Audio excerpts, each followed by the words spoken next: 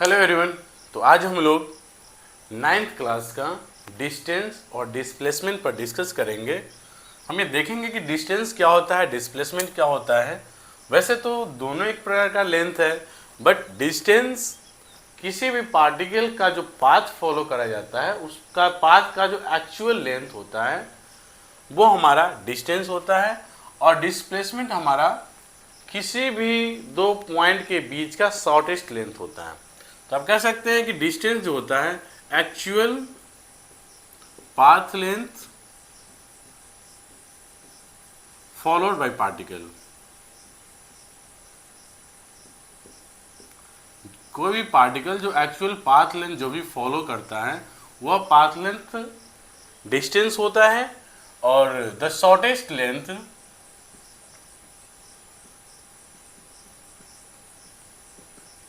Between two points वो displacement होता है। फॉर एग्जाम्पल यहाँ पर मान लेते हैं पॉइंट ए है और यह पॉइंट बी है। अब पॉइंट ए टू बी जाने के बहुत सारे रास्ते हो सकते हैं। कोई इस तरह से इस डिस्टेंस को ट्रैवल कर सकता है, कोई इसको इस तरह से कवर कर सकता है, कोई इस तरह से जिगजैग पाथ पर ट्रैवल कर सकता है। बट ए से बी तक जाने का एक शॉर्टेस्ट लेंथ जो होगा वो स्ट्रेट लाइन होगा, जो डायरेक्ट लाइन होगा वो ए टू बी इस तरह से होगा। हम इमेजिन कर लेते हैं कि यह जो स्ट्रेट चलने में जो लेंथ कवर कर रहा है ये 1 किलोमीटर, जो इस तरह जिगजैग पाथ पर चल रहा है ये हो सकता है कि 1.5 किलोमीटर। यह पाथ लेंथ जो ट्रेवल कर रहा है यह हो सकता है कि 1.6 किलोमीटर हो। इस तरह से जो ट्रेवल कर रहा है हो सकता है कि इस रास्ते से ये 2 किलोमीटर का डिस्टेंस ट्रेवल कर रहा हो। हम दोनों का पॉइंट ए और बी दोनों का डिस्टेंस डिस्प्लेसमेंट देखते हैं। तो अलग अलग पाथ चल रहा है। तो ये फर्स्ट मान लेते हैं कि ये फर्स्ट है, ये सेकंड है, ये थर्ड है, ये फोर्थ है। 4 रास्ते से ऑब्जेक्ट ट्रेवल कर रहा है। तो जब 1 वाले का पोजीशन हम लोग देखेंगे तो 1 वाले में डिस्टेंस जो होगा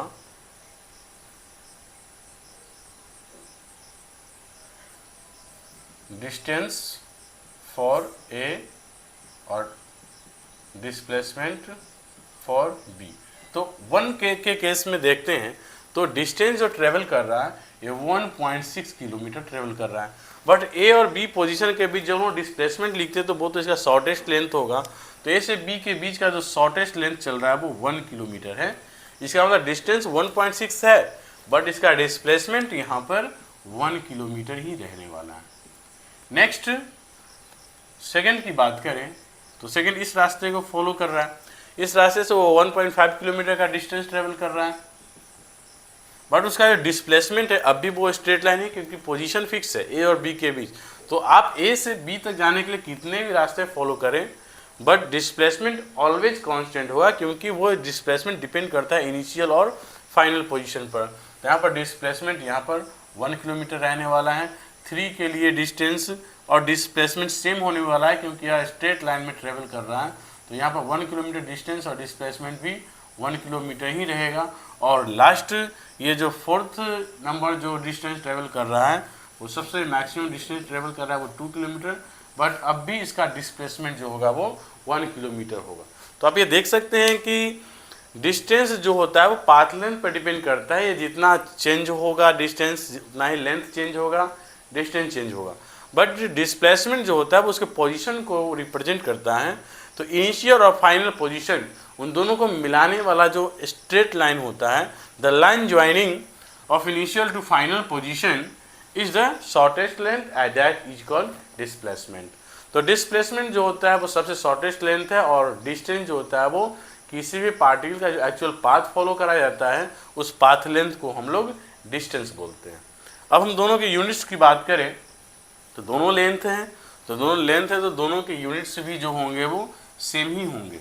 तो डिस्टेंस हो या डिस्प्लेसमेंट हो दोनों का SI यूनिट मीटर ही होता है। अब हम लोग डिस्टेंस और डिस्प्लेसमेंट का रिलेशन देख लेते हैं। तो आपने देखा कि डिस्टेंस जो है वो जनरली डिस्प्लेसमेंट से बड़ा है। था हर केस में, सिर्फ एक केस ऐसा था जब पार्टिकल स्ट्रेट लाइन में मोशन कर रहा था, तो वैसे केस में बराबर था। तो आप कह सकते हैं कि डिस्टेंस और डिस्प्लेसमेंट के बीच का रिलेशन ये है कि इधर ग्रेटर देन और इक्वल टू डिस्प्लेसमेंट। अब पाथ स्ट्रेट लाइन होगा तो डिस्टेंस और डिस्प्लेसमेंट इक्वल होंगे, और स्ट्रेट लाइन नहीं है तो वैसे केसेस में डिस्टेंस ऑलवेज डिस्प्लेसमेंट से ज़्यादा होगा। अब दोनों का रेशियो कभी एग्जाम में पूछा जाता है कि डिस्टेंस और डिस्प्लेसमेंट का रेशियो क्या होगा। तो डिस्प्लेसमेंट को इधर ले तो यहाँ पर दोनों का रेशियो जो हो जाएगा वो ग्रेटर देन और इक्वल टू 1 होता है। तो ये है हमारा relation between distance and displacement. तो डिस्टेंस और डिस्प्लेसमेंट में रिलेशन, डिस्टेंस और डिस्प्लेसमेंट का जो रेशियो होता है वो या तो 1 से बड़ा होगा या 1 के इक्वल होगा। तो डिस्टेंस, ये दोनों का रेशियो जो होगा वो इक्वल टू 1 कब होगा, जब पाथ क्या हो, पाथ स्ट्रेट लाइन हो। और ये ग्रेटर देन 1 कब होगा रेशियो, तो जब पाथ कर्व लाइन हो। कर्व लाइन में जब पार्टिकल मोशन करता है तो वैसे केस में डिस्टेंस और डिस्प्लेसमेंट का जो रेशियो आएगा वो ऑलवेज ग्रेटर देन 1 होगा। जब स्ट्रेट लाइन होगा तो distance is equal to displacement होगा। ठीक है, तो ये टॉपिक हमारा डिस्टेंस और डिस्प्लेसमेंट को कवर करता है। नेक्स्ट टॉपिक में हम लोग स्पीड एंड वेलोसिटी को डिफाइन करेंगे। तो जब हम लोग डिस्टेंस और डिस्प्लेसमेंट को टाइम से डिवाइड कर देते हैं तो हमारा स्पीड बन जाता है। डिस्टेंस में टाइम से डिवाइड कर देंगे तो यह स्पीड बन जाएगा, और डिस्प्लेसमेंट को टाइम से डिवाइड कर देंगे तो ये वेलोसिटी बन जाएगा। तो यहाँ पर उनके बीच में एक रिलेशन ये बनता है, स्पीड इज इधर ग्रेटर देन और equal to displacement by time velocity. Same distance और डिस्प्लेसमेंट वाला रेशियो यहाँ पर स्पीड और वेलोसिटी के साथ है। तो यहाँ पर भी लिख सकते हैं स्पीड और वेलोसिटी का रेशियो इधर ग्रेटर देन और इक्वल टू 1 होगा। तो हमारा स्पीड और वेलोसिटी का रिलेशन हो गया, और सेम सिमिलर मिलता जुलता है हमारे डिस्टेंस और डिस्प्लेसमेंट के रेशियो से। तो यहाँ पर ये चीज़ हमेशा याद रखना है कि डिस्टेंस और डिस्प्लेसमेंट में डिस्टेंस बड़ा होना है तो डिस्प्लेसमेंट से ऑलवेज डिस्टेंस बड़ा ही होगा। सिर्फ एक केस में जब इक्वल होगा तो 1 के, स्ट्रेट लाइन होगा तो 1 के इक्वल होगा। तो डिस्टेंस डिस्प्लेसमेंट का रेशियो ग्रेटर इक्वल टू 1 होता है। उसी प्रकार स्पीड और वेलोसिटी का जो रेशियो होता है वो ग्रेटर और इक्वल टू 1 होता है। ठीक है, तो आगे हम लोग स्पीड और वेलोसिटी पर और डिटेल डिस्कस करने वाले हैं। तो डेफिनेशन तो आपने पढ़ा हुआ है कि the time rate of travel distance is speed, और the time rate of travel shortest length in a direction, in a certain direction is velocity. Speed scalar होता है, वेलोसिटी वेक्टर होता है। डिस्टेंस और डिस्प्लेसमेंट में डिस्टेंस हमारा scalar होता है और डिस्प्लेसमेंट हमारा वेक्टर होता है।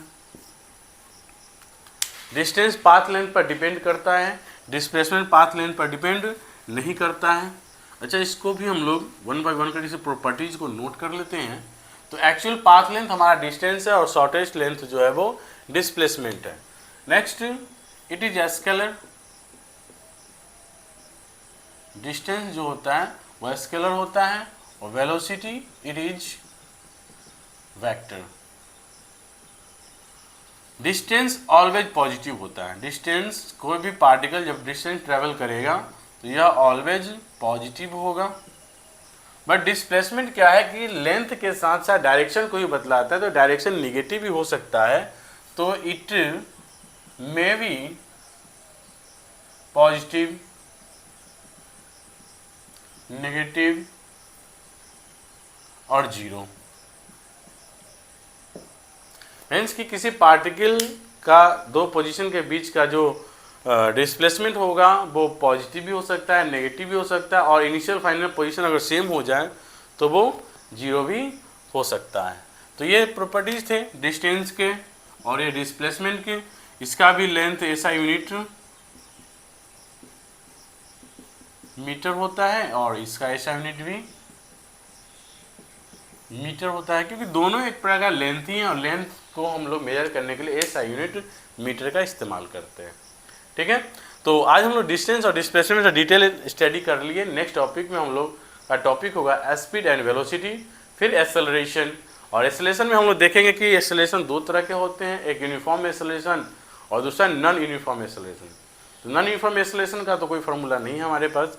यूनिफॉर्मली एक्सेलरेटेड मोशन के लिए हम लोग काइनेमेटिकल इक्वेशंस पढ़ेंगे, जिसमें कि फॉर्मूले हम लोगों ने पढ़ा है। वो 3 इक्वेशन है उसमें, displacement time equation, velocity displacement equation और वेलोसिटी टाइम इक्वेशन। फार्मूला आपको याद होगा, v equal to u plus a t, v square equal to u square plus 2as, और एक और formula s equal to u t plus half a t square. तो ये हमारा वेलोसिटी टाइम के रिलेशन को दिखाता है, इसलिए इसको बोलते हैं वेलोसिटी टाइम इक्वेशन। या वेलोसिटी डिस्प्लेसमेंट के रिलेशन को दिखाता है, इसलिए इसको बोलते हैं वेलोसिटी डिस्प्लेसमेंट इक्वेशन। और यह इक्वेशन डिस्प्लेसमेंट टाइम के रिलेशन को दिखाता है, इसलिए इसको डिस्प्लेसमेंट टाइम इक्वेशन या पोजीशन टाइम इक्वेशन भी बोलते हैं। तो इसको हम लोग अगले सेशन में कवर करेंगे। तो आज के लिए इतना ही। Thank you.